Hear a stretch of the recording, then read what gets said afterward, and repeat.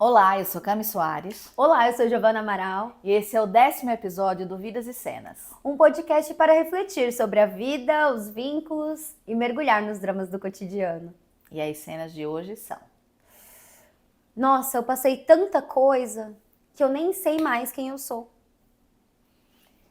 me ofereceram uma promoção, mas eu não sei se eu vou conseguir dar conta, sabe? Eu acho que eu não tenho capacidade. 10º episódio já e com um tema que é frequente, real. E que conversa com autoestima, né, Gi? E nada melhor do que pensar em autoestima do que a gente voltar ali para nossa matriz de identidade, ver os nossos primeiros vínculos, ver o que a gente aprendeu sobre a gente. O que você aprendeu sobre você, Cami? Primeiro eu queria dizer para os nossos ouvintes que matriz de identidade é uma teoria, né, do psicodrama, que é a teoria de desenvolvimento do ser humano do psicodrama. Então, é a teoria que fala sobre como a gente se constitui como ser humano, a nossa personalidade, a nossa forma de se vincular. E quando a gente fala da primeira fase da matriz de identidade, é justamente ali que acontece as sementinhas ali da construção da nossa autoestima, né, Gi? Muito bem. E agora eu esqueci da sua pergunta. Qual foi a sua pergunta mesmo? O que você aprendeu sobre você? Vixe, Maria! Não tinha uma pergunta mais.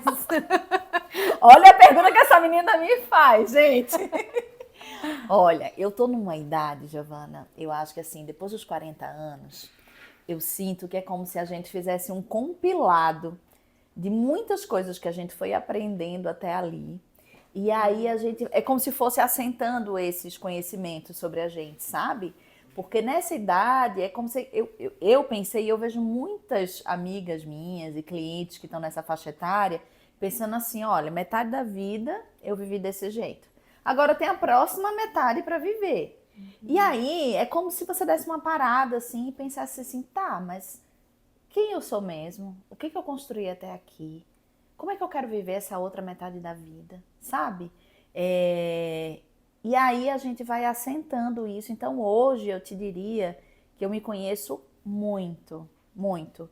Mas é claro, isso é fruto de anos, né, de autoconhecimento e autodesenvolvimento e de diversas formas. Acho que desde os 17 anos, desde que eu entrei na faculdade, eu faço psicoterapia, né? Eu procuro outras formas de autoconhecimento pela arte, como eu sou atriz, dançarina também, a arte ajuda muito a gente se conhecer pela capacidade de expressão que tem, né, do que é ser humano, dos sentimentos, de tudo.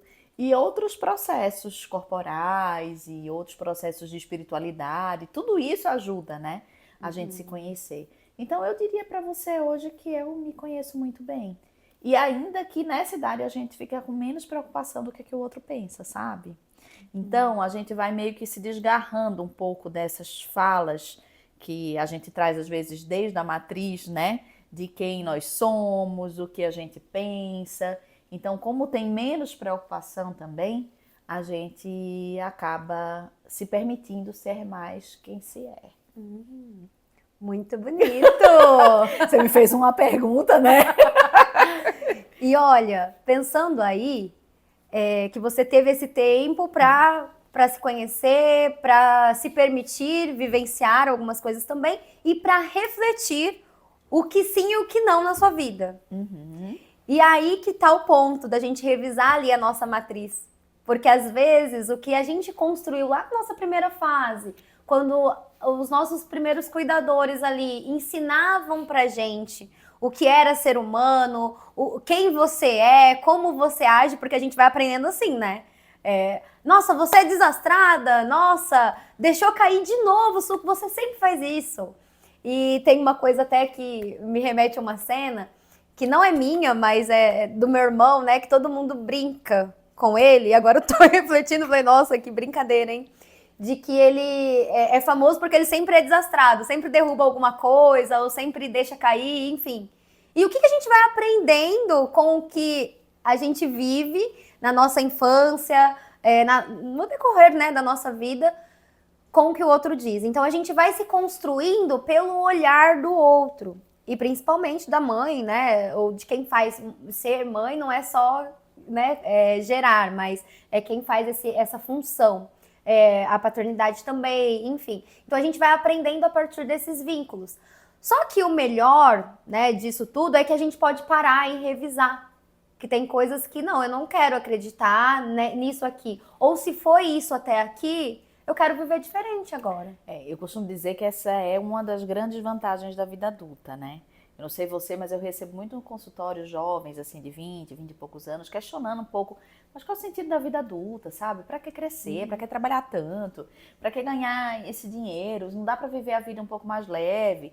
E eu gosto de argumentar com eles que uma das vantagens da vida adulta é a capacidade da gente parar, refletir sobre o que nos deram até ali, sobre essas heranças que a gente traz, né, da nossa história, dos nossos vínculos, e poder ter um pouco mais de escolha sobre isso. É claro, a escolha também depende do quanto que você constrói essa possibilidade de liberdade ou não, né? Financeiramente, tudo isso. Mas a capacidade cognitiva como adulto de refletir sobre isso, de tomada da consciência dos seus comportamentos, das suas ações, e você poder trabalhar na escolha daquilo que você quer ser, de como você quer ser, né?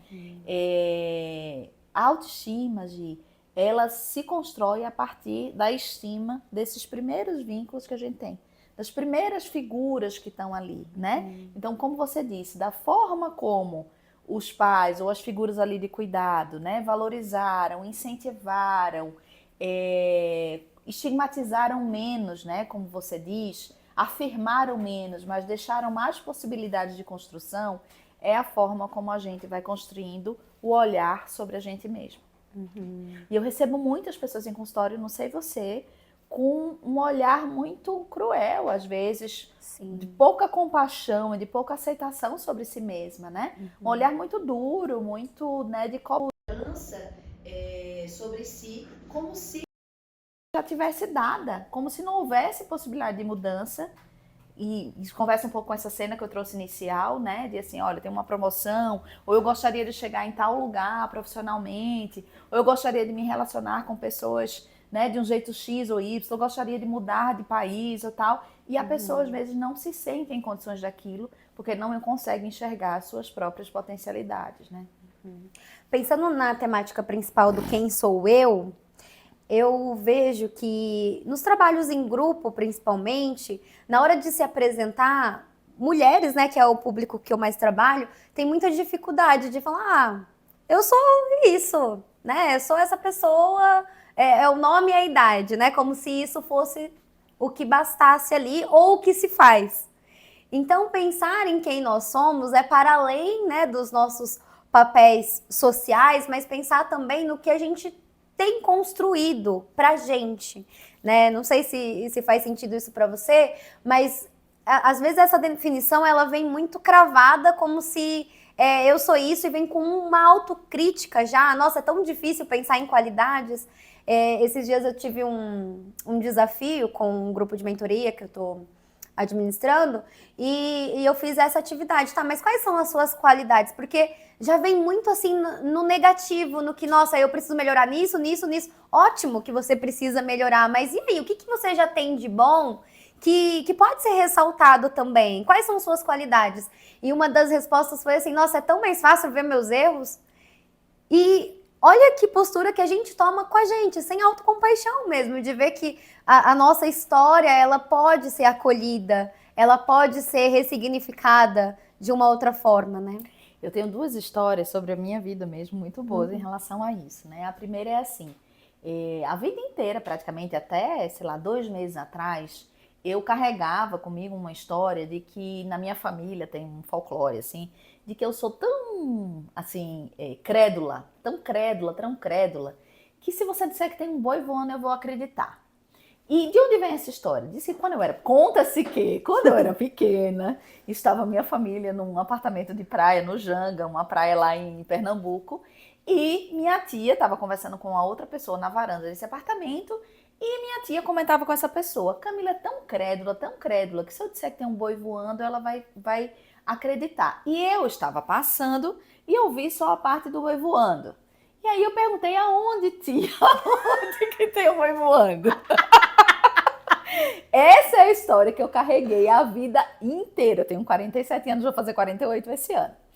Recentemente, nesse período pós-operatório, que minha mãe estava lá em casa há mais tempo, e a gente fez um processo muito bonito, assim, de contar a história da nossa vida. A gente vem fazendo isso, sabe? Da nossa história, dela, minha e tal. Você não acredita que a minha mãe me diz que tinha uma música, que agora eu já não vou lembrar nem qual é a música, mas tem uma música de carnaval, sei lá, ou da MPB, que tem uma história do boi voando.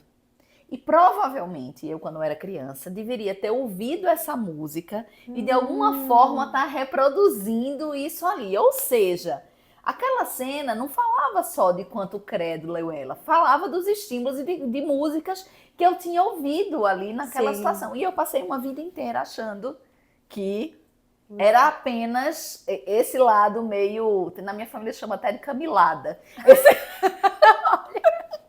Essas camiladas. Então, isso para mim, essa cena é uma representação do quanto a vida inteira a gente pode passar acreditando uma coisa sobre a gente e às vezes não é exatamente desse jeito. Eu sou meio crédula mesmo.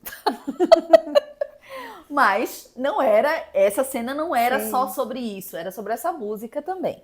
E a outra cena é uma cena também recente, né? Durante muitos anos eu carreguei a ideia de que eu tinha hipoglicemia de manhã e que eu tinha que comer assim que eu acordava. E aí eu comecei a fazer em outubro do ano passado um processo com a Mirella, que é uma nutricionista. Mi, um beijo para você. E a Mirella, ela faz um trabalho de nutrição comportamental e nutrição intuitiva. Então a gente vai procurando se entender a partir de pequenas experimentações. E ela me desafiou de experimentar, acordar e não comer assim que eu acordasse e esperasse a hora que eu tivesse fome. E fosse observando se eu ia passar mal realmente, se eu não ia passar mal e tal. Giovana, não é que eu descobri que eu não tenho hipoglicemia. Não precisa. Que eu não preciso acordar e comer imediatamente. Às vezes eu passo 2, 3 horas sem comer depois que eu acordo. Mas eu carreguei essa narrativa sobre mim mesma durante anos. Até ser provocado por alguém, com uma segurança ali da profissional, a me experimentar de forma diferente. Olha só que história. Então eu acho que isso para mim fala que essa descoberta, né? Essa pergunta que você me fez antes de se eu sei quem eu sou, eu te diria que a gente precisa ir se descobrindo a vida inteira. Porque mesmo hoje com 47 anos, eu sabendo muito mais quem eu sou, se a gente não se permitir a fazer pequenas experimentações do que já está conservado, e aí a gente pega o conceito de conserva e de espontaneidade dentro do psicodrama, a gente vai ficar com algumas narrativas sobre a gente mesmo conservadas que às vezes não são, não faz mais sentido, não é mais aquilo, né? Ou talvez nunca tenha sido. E foi apenas uma coisa que alguém falou de você, ou foi apenas uma coisa que você viveu numa experiência e você traz isso para você como uma verdade absoluta. Nossa, eu tô indo longe aqui. Eu já ia perguntar, o que você tá pensando? Você tá com a carinha... Porque para além dos vínculos que a gente tem ali do cuidado na matriz, durante a nossa vida a gente tem vários relacionamentos. E eu tenho para mim que o primeiro vínculo amoroso também é uma... Você fala afetivo sexual? Afetivo sexual. É assim, muito marcante também. Do quanto que eu vejo para as minhas pacientes, né? O quanto que a história desse primeiro vínculo, ela vem sendo carregada durante os outros, não sei como que é isso para você, os outros vínculos. Então eu sempre gosto de revisitar, principalmente quando tem uma demanda de relacionamentos e principalmente de autoestima nessas relações, eu gosto de revisitar esse primeiro vínculo porque é onde também se constitui o que se é. Então eu acredito que eu sou assim no relacionamento mesmo, eu sempre tenho esses erros, eu sempre faço as mesmas coisas, assim, numa autocrítica mesmo. Eu falo assim que às vezes parece falta pegar o chicote e se bater, que vem com umas falas muito agressivas, né? E nesse primeiro vínculo afetivo sexual, é onde você aprende também como que é se relacionar, como que você é, quem você é. Faz todo sentido. E aí isso me remete, por exemplo, ao primeiro momento de socialização na escola. Eu faço parte de um grupo de estudo, né, de psicodrama, que é a Luísa Barros que coordena, e com a Érica Monteiro de Ego, e a gente estuda obras de Moreno, né? E a gente tem um livro do Moreno que chama Quem Sobreviverá, E a gente foi ler o segundo capítulo desse livro, que não está na edição do estudante, mas que tem como você ter acesso se você tiver as 3 edições. E nesse capítulo ele faz um estudo sociométrico, né, da sociometria. A sociometria né, a linha de estudo do Moreno sobre a métrica das relações humanas ali, o quanto que, a partir de critérios, né, que as pessoas se aproximam ou se afastam em determinado grupo, e ele foi estudando grupos desde bebezinho até, eu acho que era a 8ª série, se eu não me engano, e vendo a partir de que critérios que as crianças, né, iam se agrupando. E aí ele fala ali que tem um momento X onde começa um pouco mais ali a socialização por critérios de fato do vínculo ali, não só por estímulos assim mais sensoriais ou mais instintivos. E eu vejo no meu filho de 11 anos o quanto que essa entrada na socialização a partir da escola traz essa marca que você está falando da primeira relação afetivo-sexual. Porque a forma como essa criança é vista na escola, pelos professores, pelos coordenadores, diretores e até pelos próprios colegas, se a gente não tomar cuidado, a gente começa a criar marcas, né? De quem a pessoa é, quando na verdade a gente sabe que nessa etapa da vida é uma etapa onde o ser humano está em desenvolvimento, né? Mas é muito interessante isso que você falou, porque me remeteu à escola. E o quanto a gente precisa tomar cuidado e ajudar também as crianças nesse período, porque isso vai estar determinado com a autoestima, né? Com certeza. Na clínica com crianças, realmente, eu tenho até um caso de uma mini paciente que eu perguntei, o que você está fazendo aqui, né? Toda, né, na ludicidade, na primeira sessão, ela falou assim, minha mãe falou que é para eu cuidar das minhas emoções. Eu falei, e quais emoções você mais sente? Minha mãe, a minha professora fala que eu sinto muita ansiedade. E aí, olha só essa fala, né? Minha mãe, a minha professora, então ela já vai tomando para si que ela é o quê? Uma criança ansiosa. Sim. E é por isso que a gente precisa ter muito cuidado, né, quando a gente está falando de educação, com como a gente nomeia, porque nomear as emoções é importante, né? Mas a gente precisa deixar o espaço para esse ser em desenvolvimento, né, Gi? Eu acho que você tocou num aspecto muito importante, né? Que é assim, quando você falou lá atrás, né, de que se a gente já vem de uma narrativa de que você é assim, de que você é assim, a gente não dá esse espaço para o ser, né? E como que a gente vai explorar também? E se eu fui e agora eu já não quero mais? Como que eu vou explorar outras formas de ser? E uma das intenções do nosso podcast é essa, você poder olhar a vida por outro ângulo e ver outras possibilidades de existência também. E eu não gosto dessa coisa do ser. Eu acho que a gente está se constituindo, então a gente vai sendo uma narrativa mais fenomenológica, né? A gente está sendo todo dia. Então a gente não precisa vestir ali a carapuça e falar, não, é essa que eu sou e pronto.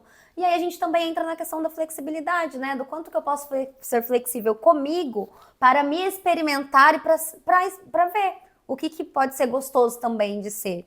E isso parte muito de uma reflexão, de entender que as afirmativas que a gente recebeu lá atrás não precisa ser carregado até hoje. A gente pode revisar e ver o que não precisa fazer parte da nossa experiência atual. Só que muitas vezes e muitas coisas vão fazer parte porque é a nossa história. Só que aí que tá. Não é só sobre desconsiderar, não, agora eu vou ser uma nova pessoa. É revisar e ver o que está funcionando e o que não está funcionando. Porque não dá para viver uma vida só reproduzindo ou só terceirizando escolhas, né? E acho que também não dá para desconsiderar totalmente aquilo que a gente traz de herança que é importante pra gente, né, Gi? A gente evitar as polarizações e os exageros, né? É a gente poder revisitar. Eu até, quando estou em consultório, trabalhando nessa temática, eu costumo fazer uma atividade assim. Vou contar para vocês como que faz, hein? É assim, olha, fecha os olhos, respira fundo. Eu vou fazer. Vamos fazer? Pode ser. Então fecha os olhos um pouquinho, respira fundo. E quando a gente pede para fechar os olhos em atividades assim, é para proporcionar um olhar mais para dentro do que para fora de si. Então, olha para dentro de você. E a gente vai imaginar que você está entrando numa loja, mas é uma loja mágica. E nessa loja estão as heranças que você recebeu das primeiras figuras de cuidado da sua vida. Então vai se aproximando e vai trazendo para sua memória quem foram essas primeiras pessoas que estiveram ali no seu primeiro cuidado. E é desde o primeiro mesmo, desde o bebezinho, assim. Depois um pouquinho mais velha, ali a primeira infância. E vai imaginando que essa loja, assim como uma loja de acessórios, você tem lá as características, os adjetivos, vamos dizer assim, que são essas heranças que essas pessoas deixaram para você. E é claro que quando você for montando a sua loja, você vai já passando para se dar conta de coisas que você traz hoje na sua ação, no seu pensamento, no seu sentimento, que de alguma forma você relaciona e você considera que tem a ver ou com essas pessoas, ou com a forma como essas pessoas te enxergam, ou te nomeiam, ou te nomearam. Isso, respira fundo e vai olhando agora para esses acessórios, como se você fosse passeando por essas lojas. E como essa lógica é mágica, você tem a possibilidade aqui e agora de levar dessa loja só o que você quer. E deixar nessa loja aquilo que não faz mais sentido para você. Você pode até dividir em 2 sacolas. Uma das coisas que você não tem muita certeza ainda, que você vai querer revisitar, experimentar, olhar e avaliar. E outras que você tem certeza que você leva com você. E as que vão ficar na loja, as que você tem certeza que você não vai levar com você. Monta suas sacolas, veja o que você vai levar e traz elas com você. Como você está se sentindo? Muito bom. Tô me sentindo com autonomia para escolher. É isso. É isso que eu falei lá atrás, que eu acho que a vida adulta ela traz essa possibilidade de a gente ter essa autonomia.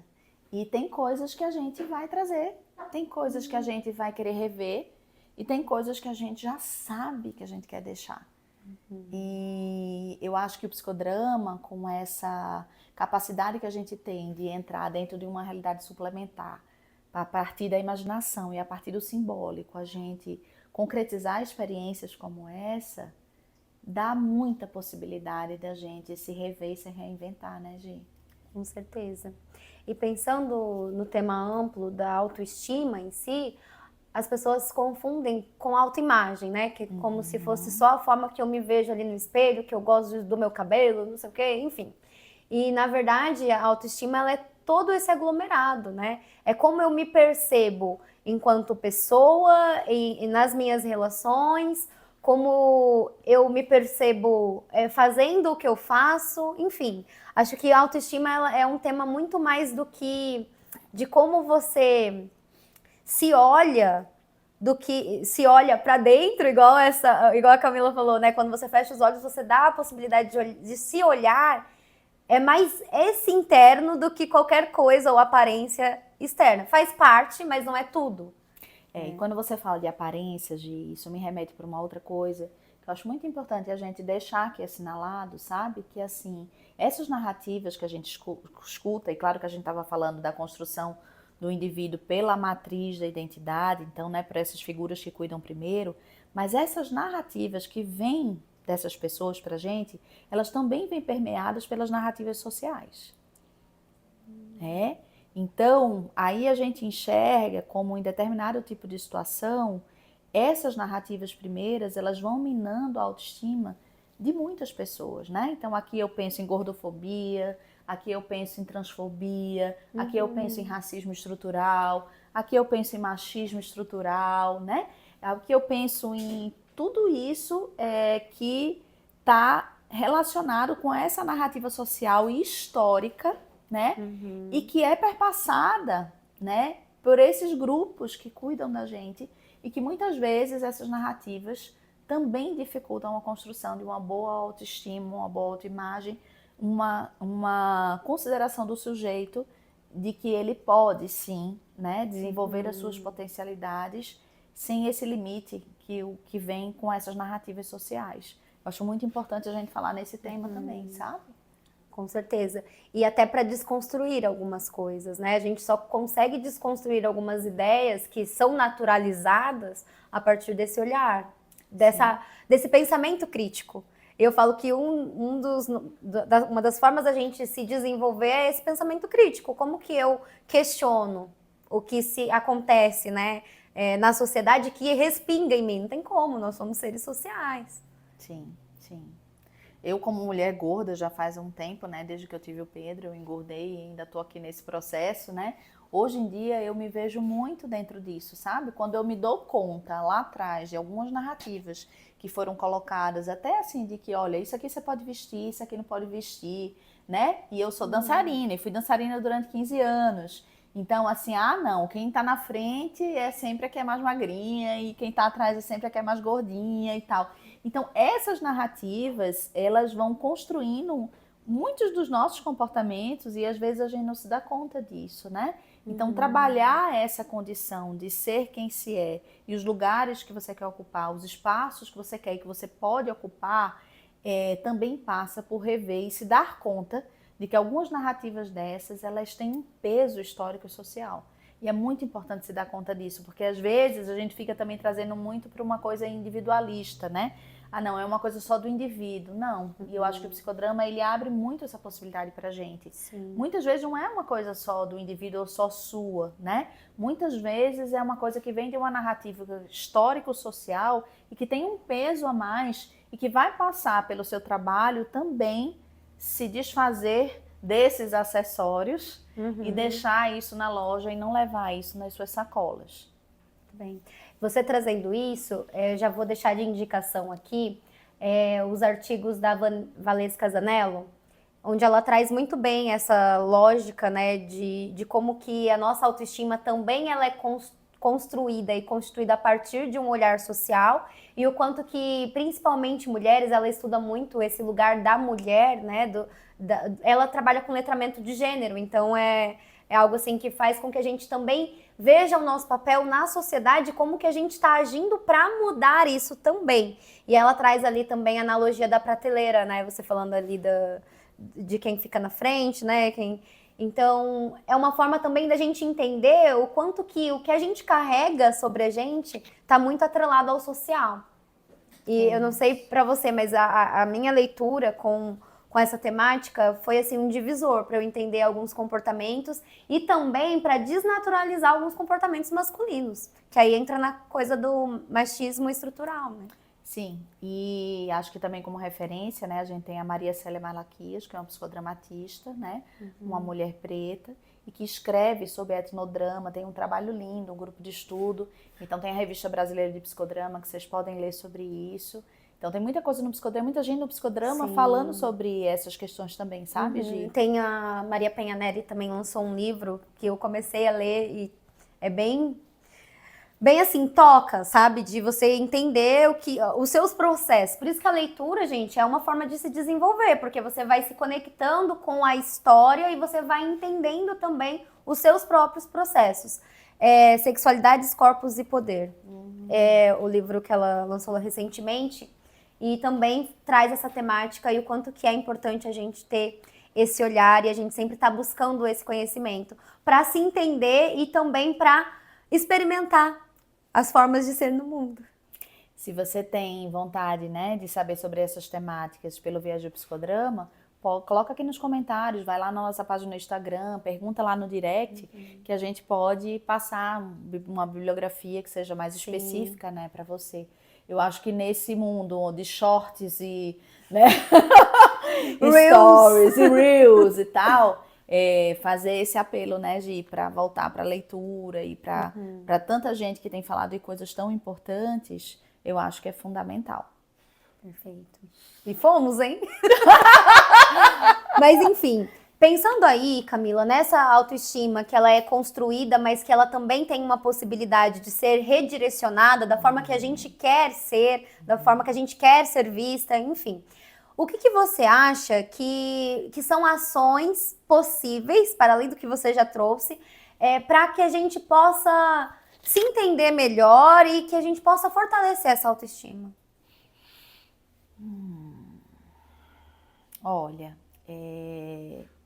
eu acho que eu vou chover um pouco no molhado no sentido de dizer que eu penso que o primeiro ponto é a gente não perder o lugar de se revisitar, tá? Ter um espaço, gente, um espaço, que eu digo é espaço, tempo, energia, né, condição para a gente se revisitar.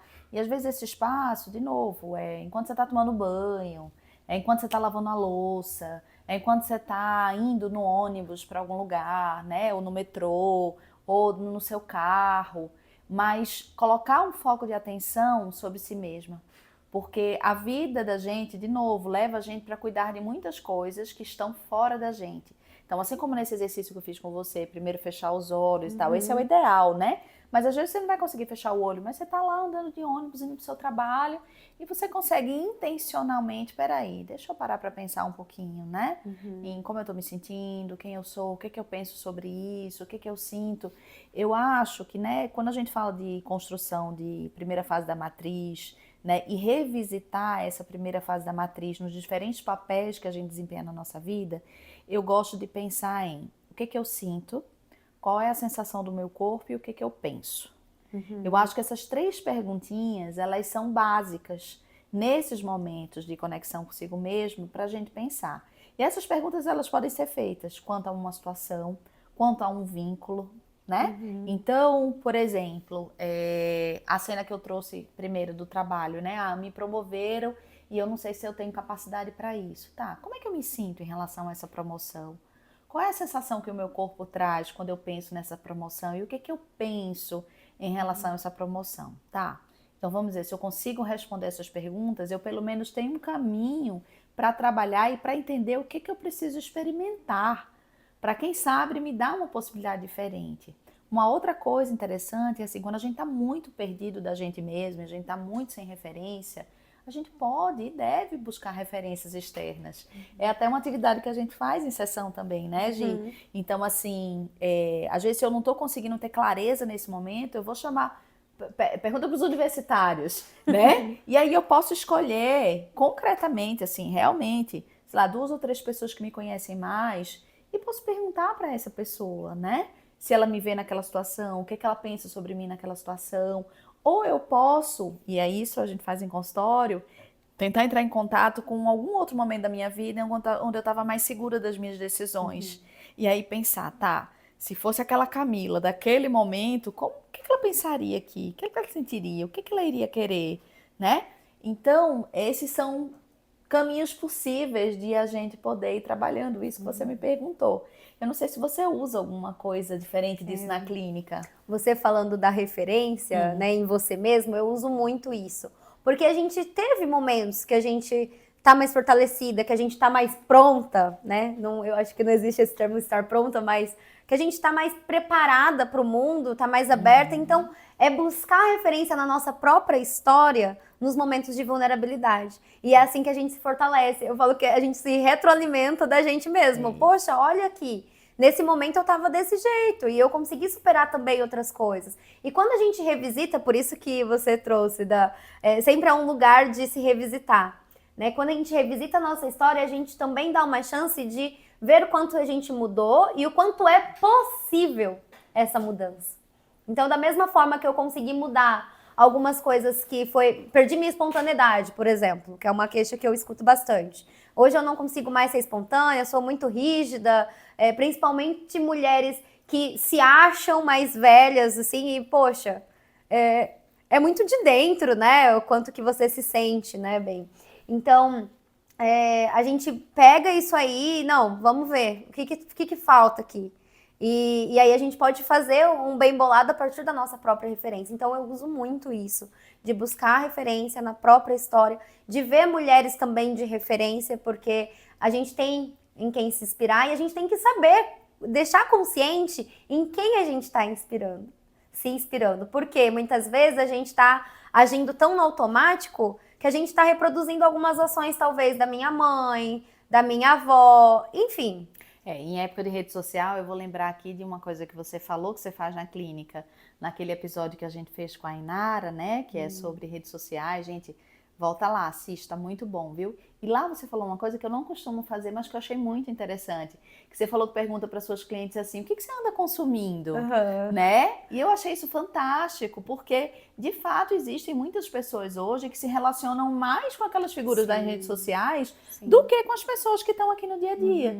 E aí, dependendo de quem que ela está consumindo, né? Quem que ela está vendo, o que ela está vendo, o que ela está escutando, isso também vai estar conversando com a forma como ela está se enxergando. Com certeza. E aí que entra a questão da comparação. E uma coisa, gente, que é para deixar aí bem frisado, nunca compare o seu bastidor com o palco do outro. O que a gente vê é o que a pessoa quer mostrar. Olha, eu vou repetir essa frase, viu? Nunca compare o seu bastidor com o palco do outro. É isso. Embora muitas pessoas na rede social já estejam trazendo um pouco a coisa do bastidor, né, Gi? Não deixa de ser um bastidor no palco, recortes, né? É sobre isso. E essa semana teve um relato de uma mentoranda que ela trouxe assim, que ela fez um detox de rede social. E a vida aconteceu para ela. Ela chamou as amigas para tomar um vinho, ela se encontrou com pessoas reais. Não que a gente não possa consumir, a gente pode, a gente tem que aproveitar do que a gente tem hoje, né? É uma tecnologia, só que a gente tem que saber como que a gente tem aproveitado e como que a gente tem se perdido também dos nossos vínculos. E aí ela fez esse detox e aí ela até fez uma coisa que eu tinha falado de, vê lá, quem você tá seguindo, por que você tá se sentindo tão assim? Porque ela tava, um exemplo que acontece muito, eu tô muito gorda, meu cabelo tá desse jeito, mas de onde você tá tirando tanta informação que, gente, caramba, né? Quanto defeito você tá vendo em você? E aí eu acho que tem uma pegada que é muito importante, ouvindo agora, toda vez que eu falar essa palavra consumir, que eu sei que é assim que a gente fala, né, me impacta um pouco essa palavra, sabe? Eu fico pensando assim, gente, consumindo, é isso mesmo? Aí eu fico pensando que talvez a gente pudesse repensar essa palavra, porque assim, na verdade a gente está se relacionando com isso, né? A gente está se relacionando com esse conteúdo. Que eu consumir é como se a gente fosse passivo um pouco diante daquilo que a gente está vendo. E na verdade, quando isso impacta nos nossos sentimentos, pensamentos, as nossas sensações físicas, muitas vezes, a gente está se relacionando com aquilo, aquilo está atravessando a gente, aquilo passa por a gente e tem uma resposta de algum jeito. É que a resposta não vai para a pessoa que está lá, né? Para o blogueiro ou pro Instagrammer, né? Mas a resposta vai para as pessoas que eu convivo aqui. Sim. A resposta vai para o meu trabalho, para minha relação com meu filho, com meu marido, comigo mesma, né? Então é um tipo de relação, né, Gi? E já convidando você que ainda não assistiu o episódio, acho que foi o 8º episódio com a Inara, a gente fala um pouco sobre isso. A Inara trabalha com educação midiática e a gente abordou como que quando gera muita emoção na gente, e ficou muito, muito claro isso pra mim. Se gerou muita emoção, vamos revisitar? O que é isso? Por que gerou? Para tomar mais cuidado, tanto com os conteúdos ou com qualquer coisa, acho que na nossa vida, né? Se gerou muita emoção, mas por que aquilo me tocou? Então, acho que é um sinal de alerta pra gente poder se perceber, né?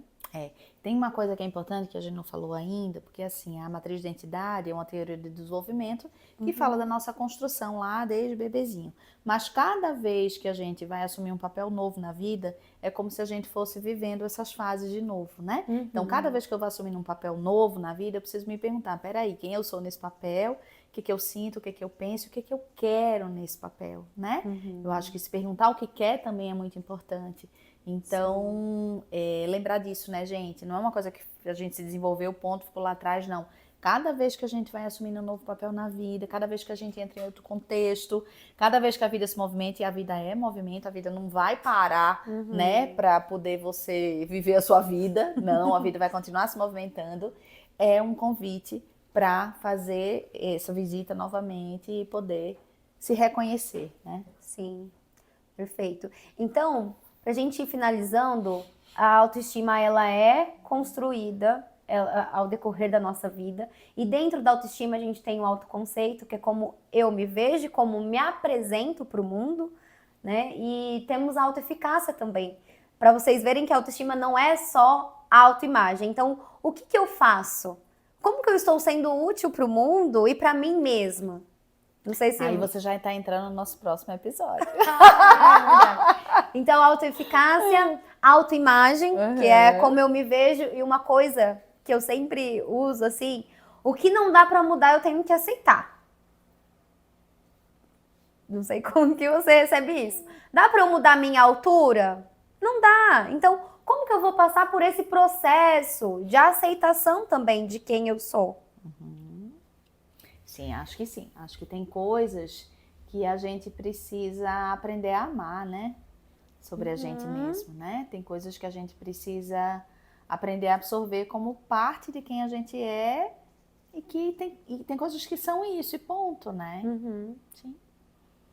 Então, que a gente possa, né, experimentar, sentir, se permitir sentir coisas diferentes também. E o nosso desejo com esse episódio é que vocês possam cada vez mais ficarem donas de quem vocês são, né? E até para que vocês possam se relacionar melhor com todos os outros aí que vocês se relacionam, mas principalmente com vocês mesmos. É isso, né, Gi? É isso. Gente, esse foi o 10º episódio do Vidas e Cenas. Se você gostou do conteúdo, deixa aqui a sua curtida. E se você conhece algum amigo que você acha que precisa escutar isso, compartilhe com ele.